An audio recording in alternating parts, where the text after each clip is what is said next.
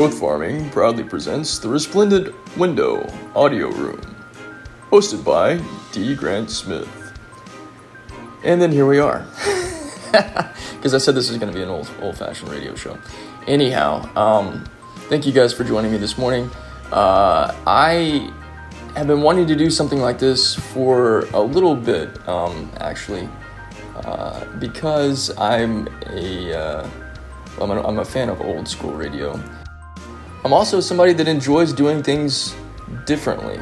And one of the things that I did several years ago, or started doing several years ago, and that's actually where I met Taryn, is I would come on to this app, which formerly was called Wisdom, and I would read my stories. I got into storytelling in 2020 pretty heavily, and found that I was being a conduit of sorts for, I feel it was God communicating to me. And so here's the thing, here's the reason why I've started this whole audio room. I'm going to do my best to continue this for the foreseeable future on Mondays at 9 o'clock Central Time, because stories are the gateway to learning, the gateway to inspiration, the gateway to understanding ourselves more, understanding God more, and actually seeing more and more avenues and gateways for us to be of service to others. I'm constantly reminded of how all of my favorite teachers, and probably the people that have inspired me the most, all used storytelling as the main vehicle for what it was that they were doing in terms of reaching people. Whether we're talking about Jesus or, for me, other amazing teachers like Wayne Dyer and Neville Goddard, and even folks like Bruce Lee and Stan Lee. The list goes on and on and on of all these amazing people that transform the world. And how did they do that? They use stories. And so that's the purpose of what this Resplendent Window radio show is. That's the reason why I'm doing this. It's my intention to start off the week with you guys in a way that is inspiring and also enlightening and also entertaining. Because if we can't have some fun and enjoy this growth process, I think we're doing ourselves a disservice. So it's my intention to present all four of those things. And yes, there's some awesome alliteration taking place there too. So what I'm going to do is I'm going to read a short story to you. It's one of the first ones that I wrote when I was really beginning this process. And one of the first stories I wrote that I made available at my website, which is growthfarming.com. You can get a copy of the story right now for free. All I have to do is go to the free resources section. And the story I'm going to be reading is called We Don't Know What We Don't Know. And the purpose of this story, a little bit of insight before we get started, is all of us are living in a world that we think we know and we think we understand, but there's actually so much more that's available to us. We just don't know what we don't know. And so I'm inviting you now to come and be a part of this storytelling experience and join into this dialogue and into this story, and you have your own experience inside of this. And then when I'm finished sharing it, I've got a couple little sort of talking points I'm going to share. And then I'm going to open up the space for whoever wants to come in and just share your thoughts and your feelings and maybe a golden nugget or a key takeaway that you had from this experience. And then we'll wrap up and we'll call it a day. So that's what we're going to do for this first episode. Once again, this story is titled, We Don't Know What We Don't Know. The sun's light above me shines for part of the day. It's not always there, but it does help me see and follow my family around. We tend to go in a certain direction and back every day. The plants around us respond when we come by. Some are friendly and come out to welcome us. Others close up and hide themselves. I don't know why. Maybe we're a bit overwhelming to them because there's so much traffic moving about. It's not just my family that travels with us. There are all sorts of us moving about with different sizes and textures of our bodies. We all look very similar, or at least that's what it seems like to me. For a while, my childhood and my adolescence, I thought we were all in the same family. Then one of our teachers and elders taught us a few years ago that we're not all the same, even if we have similar shapes. But we're all at home here, so we accept everyone as they are. Even the plants and smaller creatures that hide when we come around? I asked one of the teachers. Yes, Even them. Some things will always fear what they don't know or aren't used to. Everyone deserves respect and honor, my teacher instructed us. So, that's what I do. When the path is clear, we move around freely. When it's darker, we have to try harder to use our senses to know where to go. And usually we just drift down and find a place to be still. One day, I was feeling especially curious about life and about myself. I decided to break the pattern I was traveling in and move up higher, where I saw these creatures with colorful streams on them. I was entranced. They were so beautiful and enchanting. A few of my siblings and friends saw me drift up and decided to follow me. No one told me not to get out of line. I got up above the line where I had always been and looked around. It was like I could see a whole new world for the first time. Everything was much brighter than I'd ever seen. I looked down and saw all my family and friends dancing around in these long streams and lines. Below them was what seemed like eternal darkness. And all around me in this new space were these creatures with different shapes and sizes. I looked up and I saw some other creatures I'd never seen before. They seemed to be hovering and moving slowly across the top of the sky.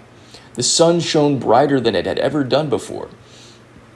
And these mysterious creatures seemed so strange, moving right into the sun and passing through it, then moving on. How could that be? I wondered. I had always believed that the sun was an infinite distance away and was the all-powerful light that made the world have life. How could something touch such power and still exist without imploding? There was shouting below me, and my friends were scurrying to get back in line in the flow of traffic of our kind, moving throughout the area below me. We're supposed to stay in our specific place most of the time. We can explore an area that we're only in at certain times, and only when our elders say it's okay. I don't know why I broke the rules today. I wasn't thinking about it. All of this curiosity had been building for a long time. I guess I just let myself try something new without overthinking the reasons not to. I hurried back and got in line with my friends. The crowd kept moving. We all just follow each other, copying whatever is done by whoever is in front of us. When we slowed down and got to a resting place, I awaited the discipline and chastisement that I knew was coming from the teachers, elders, and my family. But no one said anything. Had they not noticed me being gone for part of the day? How long had I been gone? And if they didn't notice my absence in the daylight, how would they know if I snuck off at night? They might not sense my presence close by, or they might call my name and I wouldn't be there to answer. But if I stayed close enough to hear them, then I could get back real fast and pretend like I hadn't heard them and they'd never know that I'd left. I was so curious about what I'd witnessed today. I had to find out more. I could see the light of the moon in the nighttime. For the longest time, I thought that the sun and the moon were the same thing, just that the moon was softer in its light. But my teacher told us that they're very different. But she had not said or taught us how they are different. As I reflected on what I had seen today, I thought that if a creature above us can pass through the sun, they must be friends with the sun. What if I could drift up to the moon that is shown above us and touch it too? Then I could know all things and have answers to all these mysteries that seem to beckon my endless curiosity. The thought was too tantalizing to avoid. I had to try it. Everything was quiet around me. Maybe everyone was sleeping. Now was my chance. I darted upward, avoiding the bodies of others sleeping around and above me. I saw the dim light over my head. It seemed close enough to reach. I had to go for it. I climbed higher and higher. I lost track of how far I had traveled and how much further it was to go to reach my goal. There was one objective I had: touch the moon and know all that there is to know. The sky began to shimmer and move the closer I got to it. Then I reached up into the sky and eclipsed it. I looked up to reach the moon and found an even more wild and completely different thing than I had thought. There was a second world up above where I had lived my whole life. All this space between the new world and the moon existed that I never knew or imagined. How is that even possible? How could these creatures that I'd seen earlier in the day touch the sun and move through it? Were they angels or divine beings? I hadn't listened very closely to the lessons that our teachers had given us on religion and spirituality. Maybe I should pay more attention now. But could I tell them what I had seen? Would they even believe me? "Hey, what are you doing up here?" this majestic creature asked as it descended down toward me. It had these long, stranded fins that came from its sides and seemed to give it powers to move around in this second world above the one that I lived in. I was curious about the moon. I thought I could touch it and know all things, I replied. I felt a shortness of breath and suddenly found it hard to breathe. I ducked down to try and breathe again and found that I could easily do so. I'd have to repeat this again, over and over again, for the next phase of the night. When I was up above my world and in the openness, everything was expansive and different. "You fish have the strangest beliefs. No one can touch the moon. It's way out in space. I can fly really high, but if I try to get up above the clouds and go to the moon, I'd die. What gave you the idea to come up to the surface and run and out of the water anyway?" the creature asked. I now had so many new questions. I couldn't answer this creature's questions for me. First, what is a fish? Is that what I am? I didn't know. What does that even mean?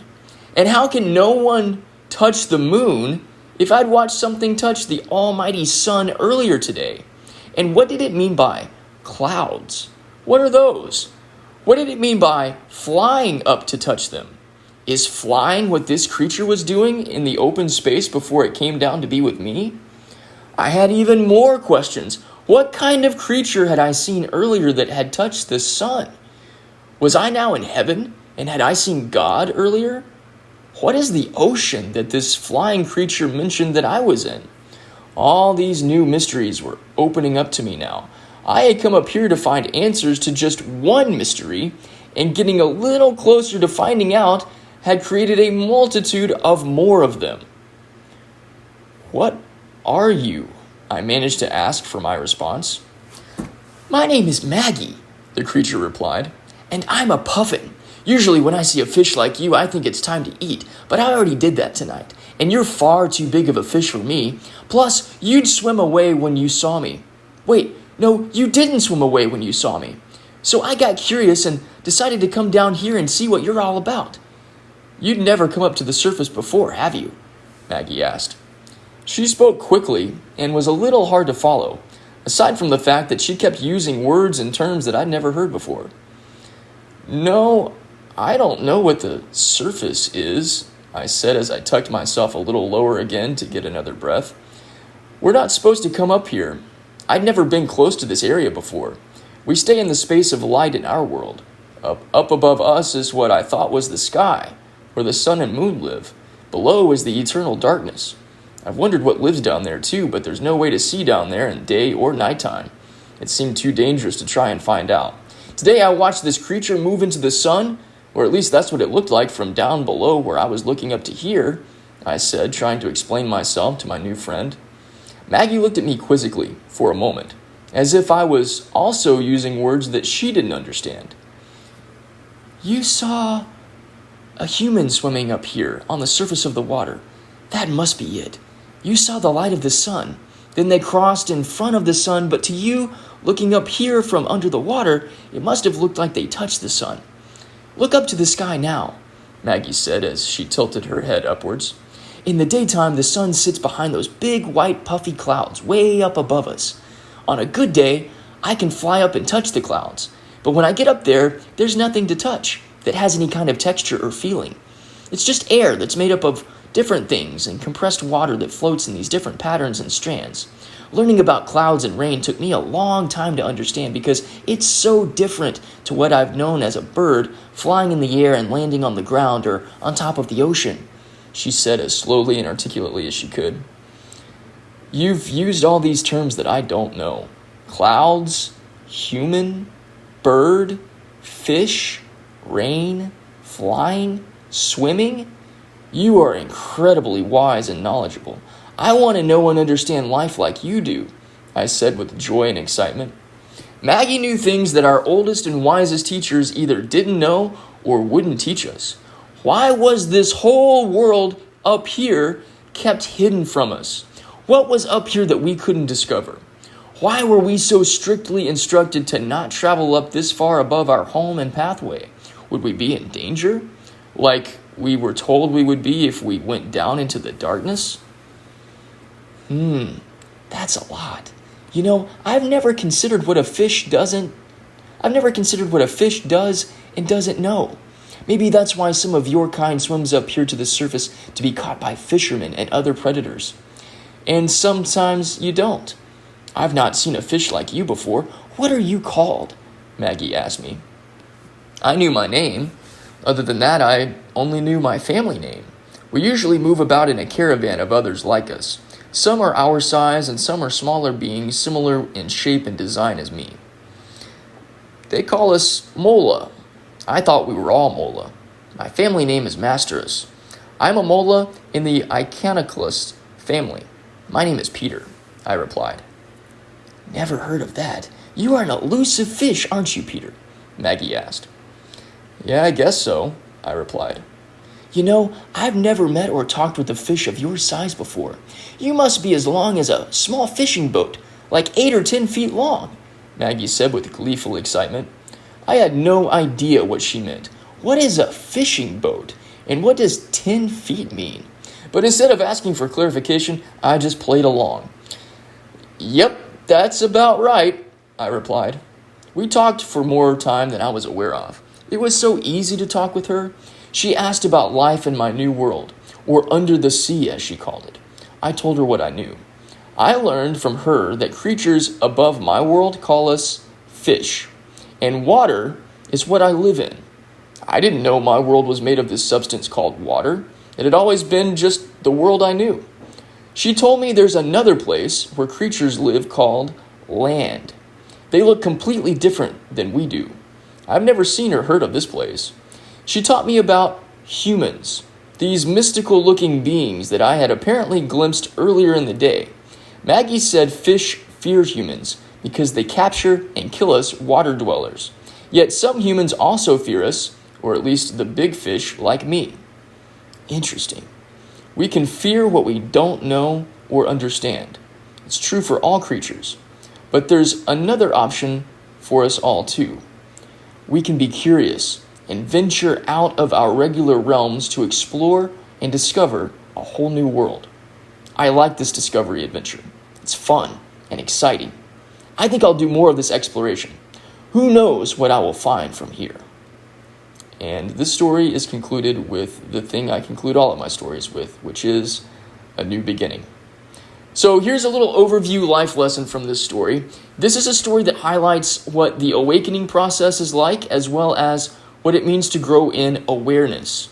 In both cases, we don't know what we don't know until we experience something that makes us question everything that we've been taught or believed up to that point. And when our eyes are open to a whole new world, whether that's something we experience spiritually or in our personal growth or in our relationships, we're given an opportunity to explore, learn, and grow.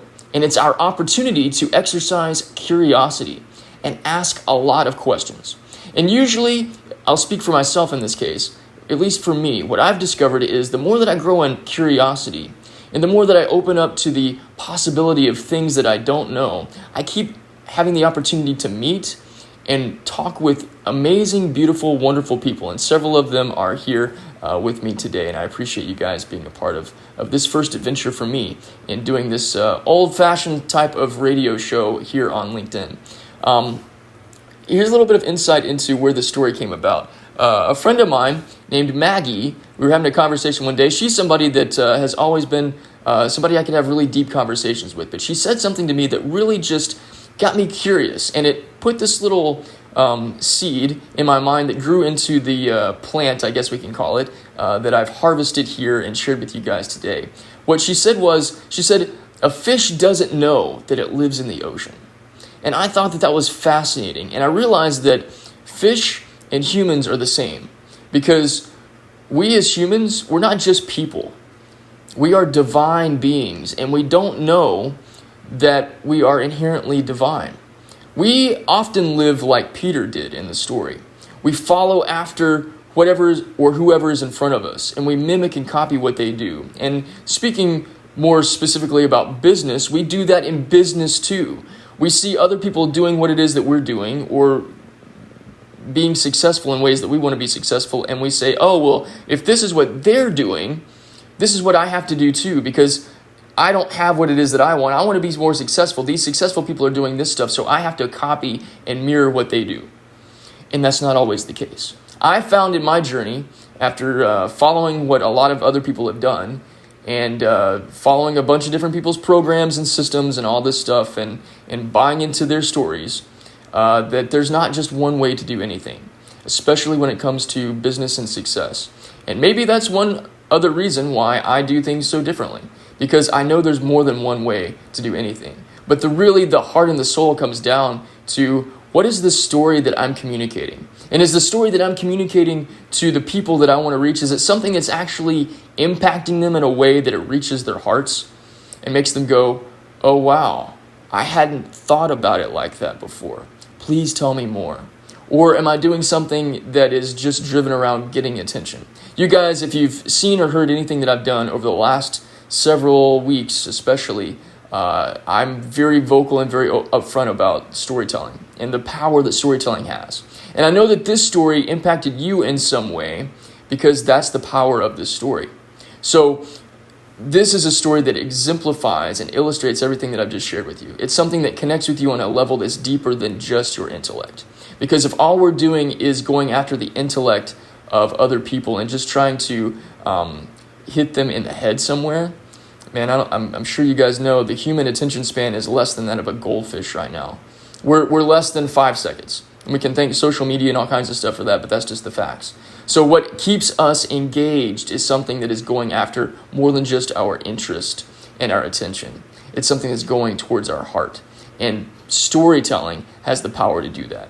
And if storytelling has the power to do that, then we have to be in a practice and in a process of growing and cultivating our innate storytelling abilities. And that's not always something that comes natural to people. And it's not always something that people seem to believe in their own innate storytelling power. I know for myself, I didn't believe in my innate storytelling power until I started doing it. And when I got into a practice of doing it and doing it and doing it and learning in the process, and learning and seeing what was really resonating with people and what wasn't, it helped me be able to grow into the storytelling Superman that I am now. So that's what I wanted to share with you guys today. I've got a couple questions I'm going to open the space up for you guys to share. I'm curious, in listening to this story, did you figure out that Peter was a fish before Maggie identified him as one, or was it a surprise to you too? And what did you think about the depth of Peter and Maggie's conversation from the very beginning? Here's somebody that knew things that he didn't know and was willing to share with him, and their engagement quickly turned into this great conversation that opened up his eyes to a whole new world. So what do you think about that? Is that something that has happened in your life? I'm going to open up the space to anybody that wants to come in and share your thoughts and give any feedback to this experience.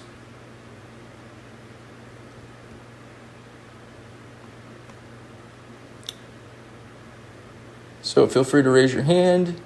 I appreciate Jason being here, and Taryn and Sia, thank you, and Jane, and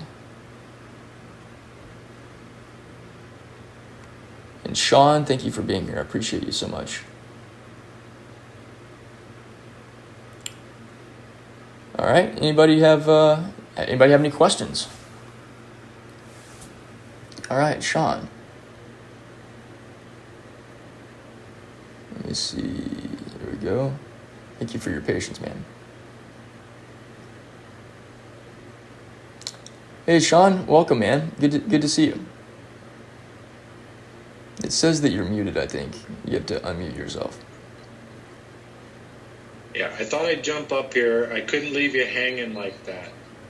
Oh. I missed the story, but you caught my attention when you were talking about curiosity, because that's a journey I've been on myself as a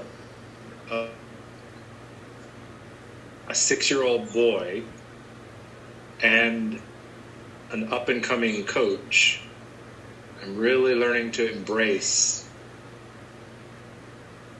pure child curiosity in life, to really be curious about people, their life, their circumstances, their journey. So it's really revolutionized my life. That's all I can say. Yeah, well, that's awesome that you have the awareness to see that, man. And so I've got this story. I've got this story available. I'd love to send it to you. It's free. You can download it yourself, or I can send it to you through email, whatever you want to do. But yeah, this is it's really cool that you were sparked by curiosity, because that's really what's led me in my journey and everything that I'm doing, not just professionally, but spiritually and personally and everywhere else. I think that when we're little kids, we're curious about everything because there's so much stuff that we don't know, and when we're little kids, we know that we don't know. But when it's kind of like when we grow up and I don't know, we go through school or we go through college or we graduate into some other level of life where we're like, oh, I'm supposed to have my stuff together now. I'm supposed to know this. I'm supposed to know these things. And we forget that we still don't know what we don't know. So, so I'm curious, Sean, like what has led you to a place of having more curiosity that's kind of maybe more childlike than adult-like? Well, as you said, somewhere in life, the transition to adulthood, university, somewhere, we learned to put away curiosity. And we put on the mask of, yeah, I know my stuff. And like I said, becoming a father and just engaging with my son and his curiosity has just taught me so much. Like you said, a small child knows little to nothing about everything. And so it's just set me on a journey of being more curious, as you said, in every aspect of life, in business, in personal, spiritual, etc. And it's opened up a whole new path for me. Yeah. So it's interesting, and I appreciate you sharing. You've shared 2 stories now in answering these questions, which, by the way, that's exactly the way that I operate too. Alyssa and Taryn are both close friends of mine, and we have conversations all the time. And when I'm asked questions, I typically answer them with stories. So you've just done that too, and I appreciate that. It illustrates the power of story. You used the story of you teaching your son and understanding about life as a way to like highlight and illustrate this. It's interesting though, and I'm curious. My little cat son over there teaches me stuff all the time, and we don't even speak the same language because I have no idea what meow means, but that little hoser's doing that all the time. What you said, Sean, about like your son being young and not knowing all these things, I think there's still something that's very valuable in that, because even in a space where we're working with people that don't know, they end up actually teaching us a whole lot more than we realize. I've spent a lot of time tutoring students from kindergarten through 12th grade in reading. And every single day that I spent tutoring, I ended up learning, I felt like I learned a whole lot more than I was actually teaching, because there's all kinds of subtle ways that people of all different ages and all different backgrounds can show us and teach us things that we don't know. And oftentimes they're not even aware of what it is that they're teaching us. Like, I've learned the value of patience and gentleness, and also having really firm boundaries and repeating myself to illustrate points, and to actually emphasize the learning process. All of those were learning process things that I learned from working with and teaching people different stuff.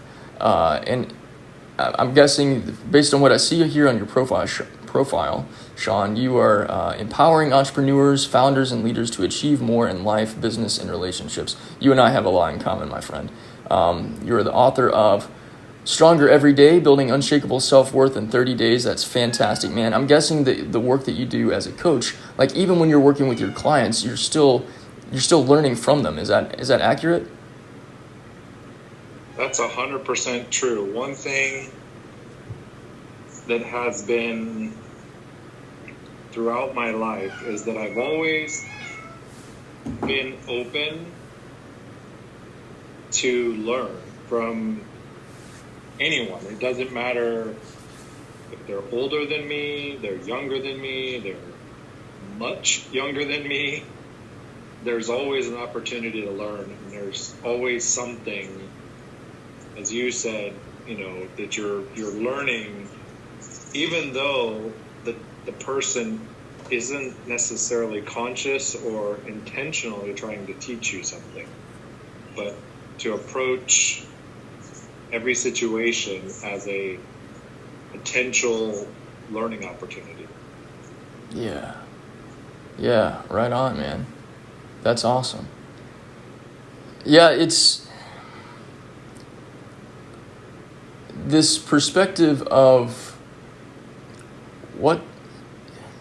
So I think it's kind of like, this is something else I've been growing in, is shifting away from like a scarcity consciousness model, which is like having the perspective of not having enough, or there's not enough, or I need to get something. Like when our perspective, and this is especially true in the business space, and I'm sure you guys, everybody here can attest to this, because I know all of you guys really well, or fairly well at least. Sean, I appreciate the opportunity to get to talk to you, man. I hope we can get to know each other fairly well. But something that is pervasive across this platform, being LinkedIn, is that there are a lot of people that have this consciousness model of what can I get from you? And you can tell that is their objective from the first message that they send. If your first introduction to somebody is them reaching out and saying, especially if they reach out and say, hey, I caught your profile and it's really cool what you're doing, but they don't tell you what it is that you're doing that actually caught their attention. And then you respond to them and they immediately try to get you to sit down and have a Zoom call with them before you've even had any sort of dialogue to get to know each other, or before you've expressed any interest in wanting to know like something about their work, or you asking for that sort of thing. That whole like, let me pitch my services to you, let me tell you all about all the things that I do with my business, that really comes, in my opinion, and the feeling I have in my body, it comes from this place of like, I'm lacking something and I need you to give me something, or I need to do something to get you to do something from me, which is not the same thing as being curious about like, hey, let's have a conversation and let's see where this could go. Being curious and seeing where this can go opens up the possibility of saying, even for yourself, like, how could I serve this person? But I want to ask questions to see if that's even something that they're looking for. And us taking the time to get to know somebody and really building a genuine connection, like, it goes back to that whole know, like, and trust factor. And you don't get to know and like without having some dialogue and without having some interaction and without actually building some sort of foundation first. Before I got into doing the storytelling work that I do now, I used to work in radio, actually, which is, I guess, a reason why like this whole radio show thing is easy for me to kind of facilitate, because I hosted a syndicated radio show for 16 years. And in that time, I helped a lot of unsigned independent musicians get their first taste of what radio airplay was and media coverage and that whole thing. And that's where my coaching practice began. I was coaching artists and creative entrepreneurs and building relationships within their industries. And I learned from my experience in syndicating my own radio show, which meant I got my show added to other stations. What I had to do to get picked up by other stations was I had to show an interest, a genuine interest in the stations that I was marketing to. I tried doing things the way that other people had done it. Like Peter in the story, I had tried following the patterns of what people were doing in front of me, meaning I tried the spamming route. I tried writing up a generic blanket message and email that I sent out to a whole giant contact list of people, and I got crickets in response. I even sent out blanket emails to people that I knew in the industry, that I had personal relationships with, and I still got crickets. Why? Because when you send out a blanket email and you're not actually speaking to a specific person about a specific thing, and you're not talking about what it is that they're doing that matters and showing some sort of interest in their work, nobody cares. Again, you're not speaking to somebody's heart. But when you will be direct with someone, like let's use LinkedIn for example, since that's what I'm doing here. I've made awesome relationships with people on this platform by taking the time to go to their profile, look at their stuff, and ask myself, is this somebody that I feel like I could serve? If the answer is yes, then I will ask myself, okay, how do I want to do that? What is it about their work that I think is really cool? And then I will read one of their posts or a couple of their posts, or I'll engage with what they're doing in some way, shape, or form. And my intention to this is not to manipulate them into, oh, I saw that you hearted one of my posts, I guess I should pay attention to you. No, like it's coming from a genuine, sincere place of, I really appreciate what it is that you're doing, and I'm curious if you'd be willing to have a conversation with me. Because if we can have a conversation and I show you that I value what you do, then maybe we can have a conversation about how the work that I do could benefit them. And that has worked 95% of the time. It's not 100% because we're dealing with people. But that is the exact same process and method that I use to get my small, tiny, independent radio show heard on 60-something stations around the world and across the country. And it's exactly what Dale Carnegie taught in his pinnacle book, How to Win Friends and Influence People. He said, and I still remember this because it's transformational. We don't know what we don't know, but here's something that will transform your life today. You can make more friends in 2 months by showing an interest in other people than you can in 2 years trying to get other people interested in you. And showing an interest in other people really comes down to being curious. Because when you're interested in other people, you ask questions. And in asking questions, you get to really know people, get to have conversations, get to build dialogue and interaction, and it becomes a really, really beautiful thing. Okay, my friend Sia has her hand raised, and I am going to, of course, bring her in here to hang out and share her thoughts. Hey, Sia, thank you for joining, and thanks for raising your hand. I would love to hear your thoughts. Hey, guys. Can you hear me okay? Yes, ma'am. Hey, so happy Monday, everyone. Yay! Happy July 1st. Woohoo! We're in summertime. And no, don't worry. I will not sing anymore for you. I apologize. I've been in and out, and I have to bounce here. I just want to give my support to you. Dee, I started hearing the beginning of it. And if I may just jump in real quick is, you don't know what you don't know about yourself, and you never know what you're fully capable of. And if the story at the end is what I think it is, if you're a fish, you can aspire to be anything. You look up above you. And if you don't know you can't go to the moon, doesn't matter. Go, try. Because you know what? Even if you just jump into the air and fly for that few fleeting moment in time, it's memorable. It sticks with you, and it's something that it's an accomplishment. It may not be the moon, but you got air. You know what I mean? Mm-hmm. You tried. It's so much better than someone that's just languishing in their own world of complacency and is miserable or unsatisfied for whatever reason. So, based on the few moments, I don't know if that was the purpose of the story, and I apologize. But I've always loved those types of stories because we can relate, right? Mm. So I don't know if I'm way off or not, but I just want to jump in and say, dude, you're badass. I love that you're doing this. Thank you. And I'm excited for you, Dee. Keep going, my friend. I support you fully. Thank you very much. I appreciate you. And thanks for jumping in. And whether you're in or out doesn't matter. You were one of the first people I told about this idea for doing this thing. And so for you to come in on day one and be a part of this means a lot to me, Sia. Thank you very much. Oh, you're very welcome. And going back to what you're saying is like, look, I listened to you and I heard you saying, hey, I'm looking for something different, and I'm so proud of you that you're doing this, because I am personally looking for something to entertain me, to give me some food for thought to kick off my week. You know what I mean? So keep going, my friend. And yes, the reason why people will gravitate if you are, empathetic, is because we are all in our own heads in life.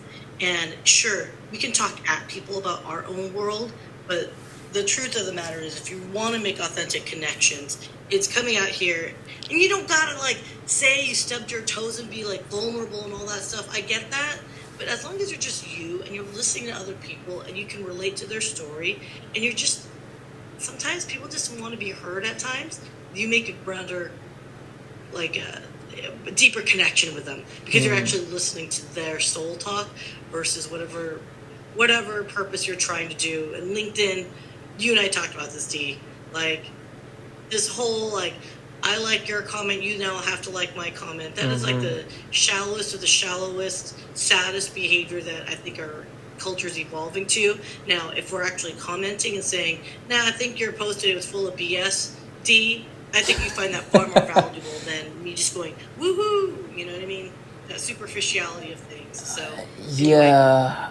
So part of the reason why I said what I did is there are people that teach to grow your LinkedIn account and to grow your follower count and to get in front of more people and blah, blah, blah.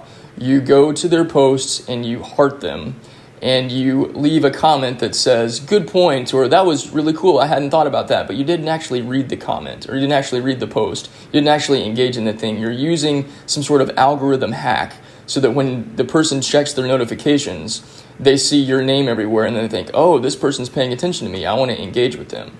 People are teaching that that's how you go about building relationships, and that's a way you go about manipulating a system and trying to manipulate an algorithm and trying to manipulate other people into paying attention to you. If your heart is not in it and you're trying to do this thing to get people's attention, you're burning the candle at both ends, because people will see through that stuff eventually, and then not only will you lose that person, but it turns everything sour. So I'm very vocal about this because I've talked with people that are teaching these systems of essentially covert manipulation, and it's absolute bullshit. So if you're going to go down this road of wanting to really connect with people and using this platform as a means to do that, be sincere, be true, be loving, and be curious and have conversations, and don't make it about how can I get something out of you. 100%. I mean, look, you know I do social media management, content creation for clients, and I can tell you, I'm one of the social media based people where I say it's not about the follower count you have, it's the quality of your followers that matter. And so trying to get, and I'm saying this in the most gentlest, kindest ways. You can have an international following for various reasons, whatever, but if they aren't going to buy from you, promote you, help you in any way, then what the hell is the point of your vanity metrics? I've seen people on LinkedIn who will cultivate a 500,000 following, but still say open to work. Well, then how good's your fracking following if none of those 500,000 people are willing to hire you? So, yeah, no, I absolutely love what you're doing here, and I say, D, keep going, my friend, I'm right there with you. Thank you, Sia, you're awesome. It's such a pleasure, and I'm so sorry I couldn't hear the first part. What you need to do, my friend, I think you have a soundboard, right? Record this if you can, and screw LinkedIn. You can still record this and put it out as a podcast. But hey, Sean, nice to see you, sir. I think we've talked maybe once or twice, maybe over comments, because your name looks awful familiar. And I see Jane. So. Yeah, and I wonder, Sia, if it's familiar because it's my name or because it's similar to a very famous WWE wrestler. Wait a minute, you're not? I thought, I looked at your picture, I saw, you gotta be that handsome wrestler. What? No, I'm not the Heartbreak Kid. I'm so glad you brought that up because I was curious about the team. Like Shawn Michaels, some chin music. Sweet chin music, yeah, I get it all the time.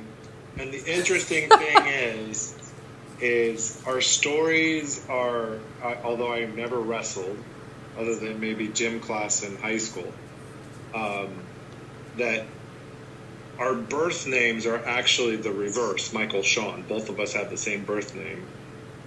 And we both reversed it because in that era, or for like 100 years in the U.S., Michael was like the number one boy's name. So you go in a group and someone says, "Hey, Mike," "Hey, Michael," and 5 guys turn around. And so I wanted to stand out a little bit.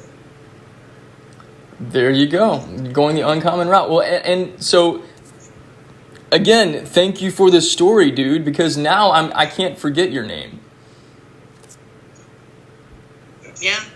I mean, and I wanted to jump in. I was kind of flashing my mic. I use that little technique to kind of not be rude because I don't want to be rude. It's not my platform. I really resonated with what Sia said about people, chasing the follower count or chasing the likes. I saw a comment, or I read it somewhere. I don't remember what it was, but it said, "Are you posting for engagement, or are you posting to reach a client? Are you trying to reach the people who can use your services, or are you just looking for how many likes and loves and whatever else I can get, comments, which mean nothing. You can't pay the bills with comments and likes and follows, or you can't, you don't get a job by likes, comments, and follows. They mean little to nothing, and they are very shallow. And as you were talking, Dee, about engage, when you engage with a post, you're engaging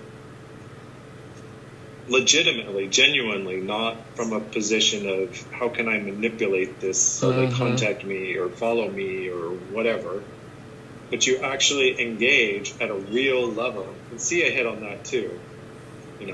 Even if it's contrarian, right? Maybe you're like, "Hey, dude, this post sucks. Like, what the heck? I know you can do better than this." At least it's honest. Yeah. Well, I couldn't agree more. Look, yes, I understand everyone. Okay, LinkedIn in general has algorithms. All social media platforms have algorithms. And of course, to some degree, you want to massage it a little bit in order to help activate that algorithm to accelerate how you can be seen. It's those that I think where all they do all day long is post, other people's content. Let's just call it for what it is, right? Like, that concerns me, because now at that point it's like, well, what's your value add? What are you actually representing for yourself, right? And that always bothers me, because those are the ones that still get all the biggest eyeballs. And good, bad, ugly, and different, you guys. Sex does sell, so you're going to get all these like good-looking people who post very, what I affectionately call, thirsty pictures of themselves, and it will still go viral. And LinkedIn is just as guilty as any other platform, because that is what the quote market likes. So yeah, I'm right there with you. You got to find your tribe. Your right tribe will find you, and they will embrace you. And 100%. And the right people who are going to really want to support you, even if they don't have anything like immediately to support you. Like I call it all the time. Your primary relationships are primary relationships with those that you find a mutual bond or connection with. They might not have anything to do with what you do for a living, okay? Like, so I have a few underwater basket weavers in my network. But you know what? Ain't no underwater basket weavers is going to, quote, buy my product, support my, or buy my services or whatever. But they've got a network of their own. The secondary and tertiary relationships where they're going to say, "Hey, I'm an underwater basket weaver, have nothing to do with what you do, Sia, but I've got another friend that needs help." And that's what matters. Which I love the quote that Dee shared from Dale Carnegie? work. Yeah. Yeah.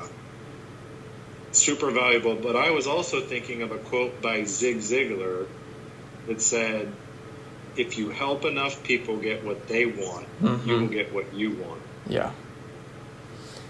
I love that.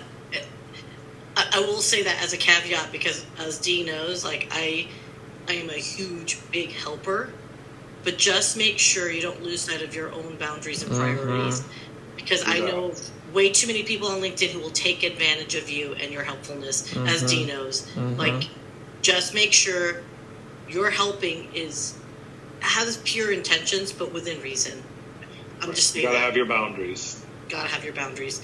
Guys, I apologize. I've got another meeting here at 10. I gotta prepare for it. It's such a pleasure. And Dee, I'm so excited for you. Congratulations on your kickoff, sir. I'm all about it. Thank you, Sia. Thank you for being a part of episode 1. I appreciate it. And thank you for your encouragement. Thank you so much. Awesome. Bye, guys. Happy 4th of July. Happy Canada Day. Happy summer. Winner. Thank you, Sia. Jane, Jason, either one of you guys want to jump in here and join Sean and I, since it's just the Fantastic Four this morning, here for the opening kickoff of this show. Winner. Okay, Jason's going to jump in here.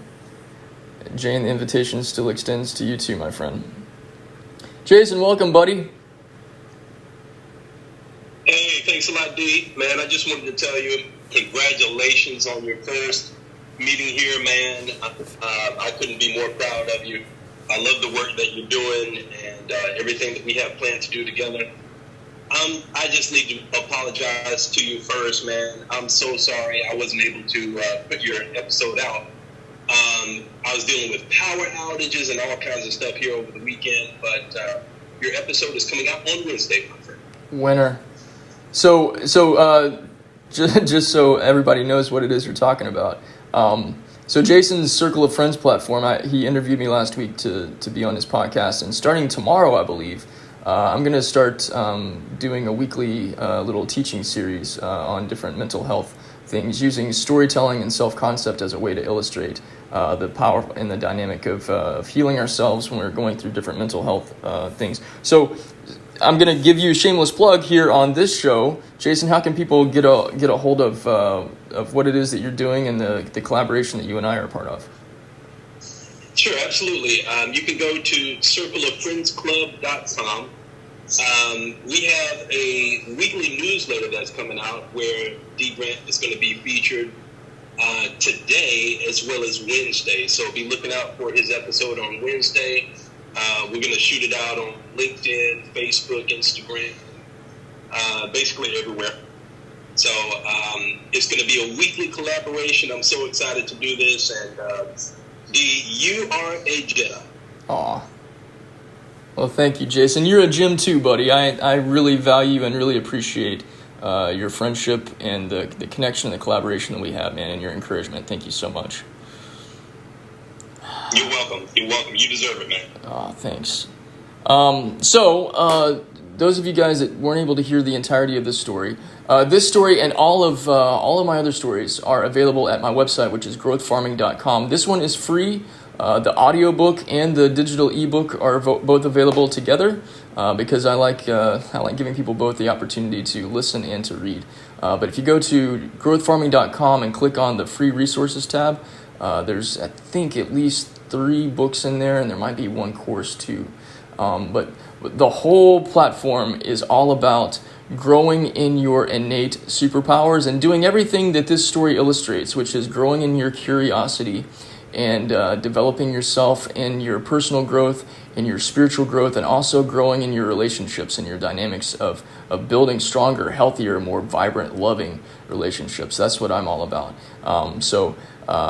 Go check out everything that I've got there available for you. There's a ton of courses that do deep dives into the life lessons that are inside these stories, and there's a whole lot more that's just going to bless your life in a variety of different ways. So once again, that's at growthfarming.com.